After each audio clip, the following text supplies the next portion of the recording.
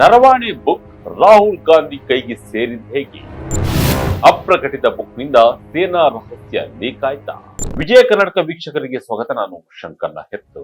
ವೀಕ್ಷಕರೇ, ಕಳೆದೊಂದು ವಾರ ಸಂಸತ್ನಲ್ಲಿ ಏನೆಲ್ಲ ಆಯ್ತು ಅಂತ ನಿಮಗೆ ಗೊತ್ತೇ ಇದೆ.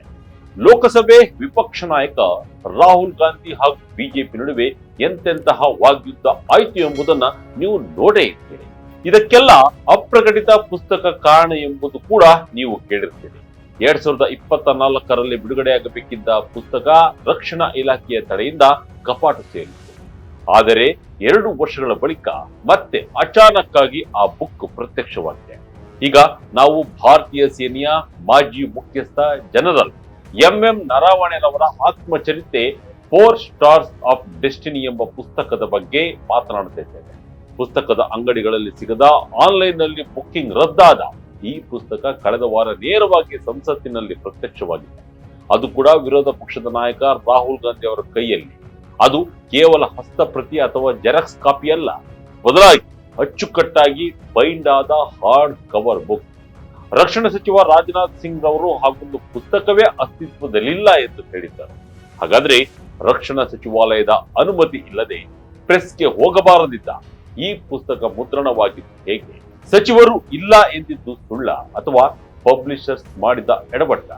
ಕೋಟ್ಯಾಂತರ ಭಾರತೀಯರಲ್ಲಿ ಮೂಡಿರುವ ಈ ಪ್ರಶ್ನೆಯ ಬೆನ್ನು ಹತ್ತಿ ಹೊರಟರೆ ಸಿಗುವ ಸತ್ಯಗಳೇನು?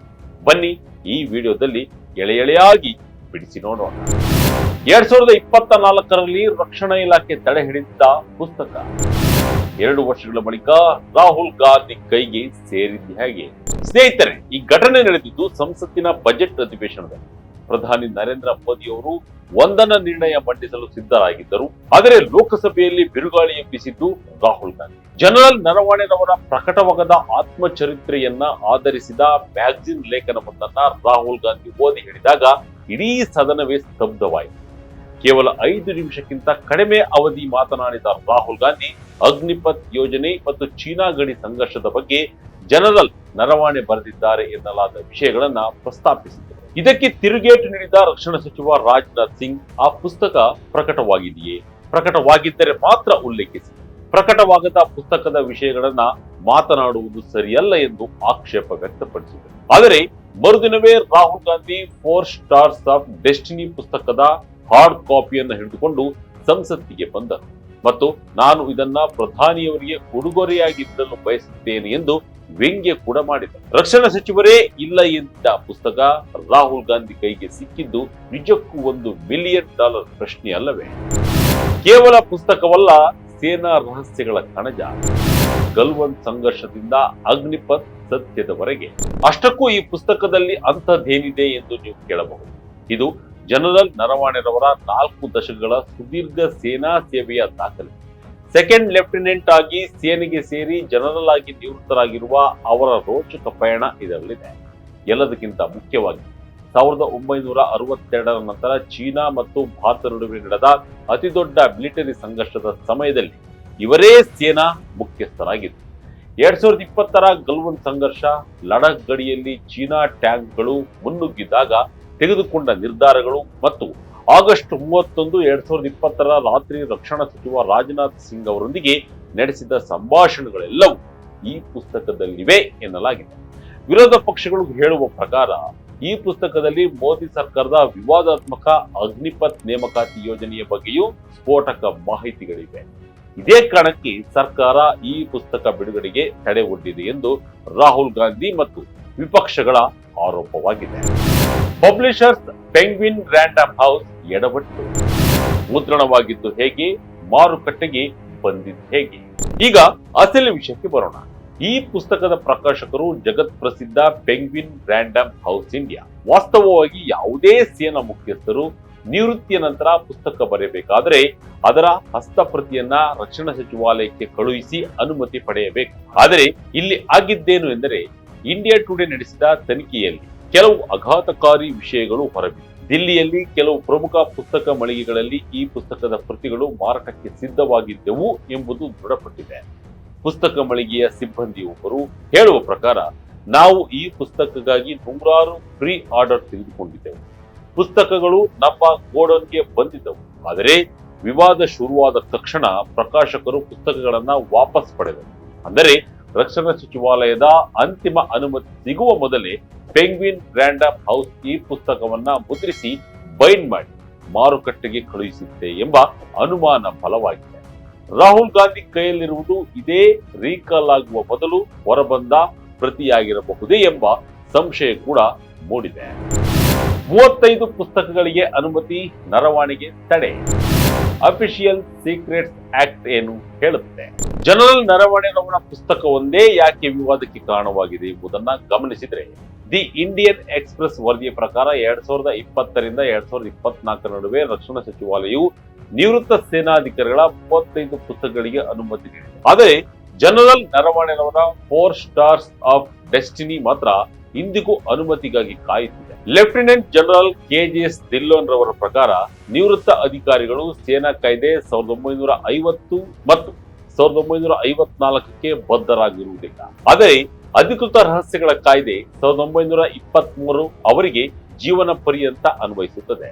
ರಾಷ್ಟ್ರೀಯ ಭದ್ರತೆಗೆ ಧಕ್ಕೆ ತರುವಂತಹ ಯಾವುದೇ ವಿಷಯವನ್ನ ಅವರು ಬಹಿರಂಗಪಡಿಸುವಂತಿಲ್ಲ. ಸೇನಾ ಕಾರ್ಯಾಚರಣೆಯ ಸೂಕ್ಷ್ಮ ವಿಷಯಗಳಿದ್ದರೆ ಸೇನಾ ಕೇಂದ್ರ ಕಚೇರಿಯ ಅನುಮತಿ ಕಡ್ಡಾಯ. ಆದರೆ ಪೆಂಗ್ವಿನ್ ರ್ಯಾಂಡಮ್ ಹೌಸ್ ಮತ್ತು ಜನರಲ್ ನರವಾಣೆರವರು 2023ರಲ್ಲೇ ಪುಸ್ತಕದ ಪ್ರಚಾರ ಆರಂಭಿಸಿತು. ಅಮೆಜಾನ್, ಫ್ಲಿಪ್ಕಾರ್ಟ್ ನಲ್ಲಿ ಪ್ರೀ ಆರ್ಡರ್ ಕೂಡ ಓಪನ್ ಆಗಿತ್ತು. ಅಂದರೆ ಅನುಮತಿ ಸಿಗುತ್ತದೆ ಎಂಬ ವಿಶ್ವಾಸದಲ್ಲಿ ಅವಸರ ಮಾಡಿದ್ರಾ ಅಥವಾ ಅನುಮತಿ ಪ್ರಕ್ರಿಯೆಯನ್ನ ಕಡೆಗಣಿಸಲಾಯ್ತಾ ಎಂಬುದು ಈಗ ಮೂಡಿರುವ ದೊಡ್ಡ ಪ್ರಶ್ನೆ. ಕ್ಯಾರವನ್ ಲೇಖನ, ಸುಶಾಂತ್ ಸಿಂಗ್ ವಾದವೇನು? ಲೇಖಕನಿಗೂ ತಿಳಿಯದಂತೆ ಪುಸ್ತಕ ಪ್ರಿಂಟ್ ಆಯ್ತಾ? ಇನ್ನು ಲೋಕಸಭೆ ವಿಪಕ್ಷ ನಾಯಕ ರಾಹುಲ್ ಗಾಂಧಿ ಅವರು ಮೊದಲು ಸಂಸತ್ತಿನಲ್ಲಿ ದಿ ಕ್ಯಾರವನ್ ಮ್ಯಾಗಜಿನ್ ನ ಲೇಖನವನ್ನ ಉಲ್ಲೇಖಿಸಿದರು. ಆ ಬಳಿಕ ಪುಸ್ತಕವನ್ನ ಹಿಡಿದುಕೊಂಡು ಬಂದರು. ಆ ಲೇಖನವನ್ನ ಸುಶಾಂತ್ ಸಿಂಗ್ ಎಂಬುವರು ಬರೆದಿತ್ತು. ಅವರು ಹೇಳುವ ಪ್ರಕಾರ, ನಾನು ಲೇಖನ ಬರೆಯುವ ಮೊದಲು ರಕ್ಷಣಾ ಸಚಿವಾಲಯ, ಜನರಲ್ ನರವಾಣೆ ಮತ್ತು ಪೆಂಗ್ವಿನ್ ಎಲ್ಲರಿಗೂ ಕೂಡ ಇಮೇಲ್ ಮಾಡಿದ್ದೆ. ಯಾರು ಕೂಡ ಅವರ ಮೇಲ್ಗೆ ಆನ್ಸರ್ ಮಾಡಿದ್ದಿಲ್ಲ. ಆದರೆ ಹಸ್ತಪ್ರತಿ ಅಸ್ತಿತ್ವದಲ್ಲಿದೆ ಎಂಬುದನ್ನ ಯಾರೂ ನಿರಾಕರಿಸಲಿಲ್ಲ. ಆದರೆ ಸ್ವತಃ ಸುಶಾಂತ್ ಸಿಂಗ್ ಅವರಿಗೆ ರಾಹುಲ್ ಗಾಂಧಿ ಕೈಯಲ್ಲಿ ಪುಸ್ತಕದ ಹಾರ್ಡ್ ಕಾಪಿ ನೋಡಿ ಆಶ್ಚರ್ಯವಾಗಿದೆಯಂತೆ. ಯಾಕೆಂದ್ರೆ ಅವರಿಗೆ ತಿಳಿದ ಮಟ್ಟಿಗೆ ಅದು ಇನ್ನೂ ಡ್ರಾಫ್ಟಿಂಗ್ ಲೆವೆಲ್ ನಲ್ಲಿ.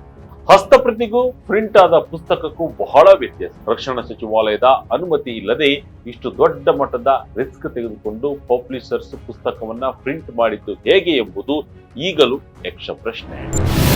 ರಾಹುಲ್ ಗಾಂಧಿಗೆ ಲೇಖಕರಿಂದಲೇ ಪುಸ್ತಕ, ರಾಜಕೀಯ ಜೊತೆ ಭದ್ರತೆ ವಿಚಾರವು ತಳುಕು. ಇನ್ನು ಎಂಎಂ ನರವಾಣಿರವರ 4 ಸ್ಟಾರ್ ಆಫ್ ಡೆಸ್ಟಿನಿ ಪುಸ್ತಕದ ಸುತ್ತ ಎದ್ದಿರುವ ವಿವಾದ ಕೇವಲ ರಾಜಕೀಯ ಕೆಸರೆರಚಾಟಕ್ಕೆ ಸೀಮಿತವಾಗಿಲ್ಲ. ಇದು ರಾಷ್ಟ್ರೀಯ ಭದ್ರತೆ, ಅಭಿವ್ಯಕ್ತಿ ಸ್ವಾತಂತ್ರ್ಯ ಮತ್ತು ಅಧಿಕೃತ ಪ್ರಕ್ರಿಯೆಗಳ ನಡುವಿನ ಸಂಘರ್ಷವಾಗಿದೆ. ರಾಹುಲ್ ಗಾಂಧಿ ಅವರ ಪ್ರಕಾರ ಅವರಿಗೆ ಈ ಪುಸ್ತಕ ಲೇಖಕರಿಂದಲೇ ಸಿಕ್ಕಿದೆ ಎಂಬ ಮಾಹಿತಿ ಇದೆ. ಆದರೆ ಅದು ಸಾರ್ವಜನಿಕವಾಗಿ ಹಂಚಲು ಅಥವಾ ತೋರಿಸಲು ಉದ್ದೇಶಿಸಿದ ಪ್ರತಿಯಾಗಿರಲಿಲ್ಲ.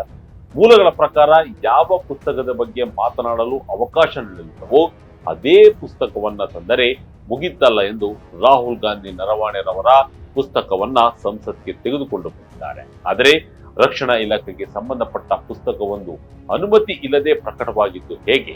ಅದು ರಾಹುಲ್ ಗಾಂಧಿಗೆ ಸಿಕ್ಕಿದ್ದು ಹೇಗೆ ಎಂಬುದು ದೊಡ್ಡ ಪ್ರಶ್ನೆಯಾಗಿದೆ. ಅದರಲ್ಲೂ ಇಂತಹ ಡಿಜಿಟಲ್ ಯುಗದಲ್ಲಿ ಅದು ಪ್ರಸಾರವಾಗದಂತೆ ತಡೆಯುವುದಂತೂ ಬಹಳ ಕಷ್ಟ ಎಂಬುದು ಈಗ ಕ್ಲಿಯರ್ ಆಗಿ ಗೊತ್ತಾಗಿದೆ. ಒಟ್ಟಿನಲ್ಲಿ ರಕ್ಷಣಾ ಸಚಿವರು ಅಸ್ತಿತ್ವದಲ್ಲೇ ಇಲ್ಲ ಎಂದ ಮಾಜಿ ಸೇನಾ ಮುಖ್ಯಸ್ಥರ ಆತ್ಮಚರಿತ್ರೆ ಈಗ ಸಂಸತ್ತಿನ ಅಂಗಳದಲ್ಲಿ ಸಾಕ್ಷಿಯಾಗಿ ನಿಂತಿದೆ. ಇದು ರಾಜಕೀಯ ಅಂಗಳದಲ್ಲಿ ದೊಡ್ಡ ಚರ್ಚೆಯನ್ನ ಹುಟ್ಟುಹಾಕಿದೆ. ಇಷ್ಟೊಂದು ವಿವಾದದ ಬಳಿಕವಾದರೂ ಈ ಪುಸ್ತಕ ಅಧಿಕೃತವಾಗಿ ಬಿಡುಗಡೆಯಾಗುತ್ತಾ ಅಥವಾ ಇದು ಕೇವಲ ರಾಜಕೀಯ ಅಸ್ತ್ರವಾಗಿಯೇ ಉಳಿಯುತ್ತಾ? ಪಬ್ಲಿಷರ್ಸ್ ಪೆಂಗ್ವಿನ್ ರ್ಯಾಂಡಮ್ ಹೌಸ್ ಈ ಎಡವಟ್ಟಿಗೆ ಏನು ಉತ್ತರ ನೀಡುತ್ತದೆ ಎಂಬುದನ್ನ ಕಾದು ನೋಡಬೇಕಿದೆ. ಇದಾಗಿತ್ತು ಈ ಕ್ಷಣದ ಇಂಟ್ರೆಸ್ಟಿಂಗ್ ಸ್ಟೋರಿ. ಇದೇ ರೀತಿಯ ಸ್ಟೋರಿಗಾಗಿ Vijaya Karnataka website, YouTube page, Facebook page follow ಮಾಡ್ತಾ ಇರಿ. ಧನ್ಯವಾದಗಳು.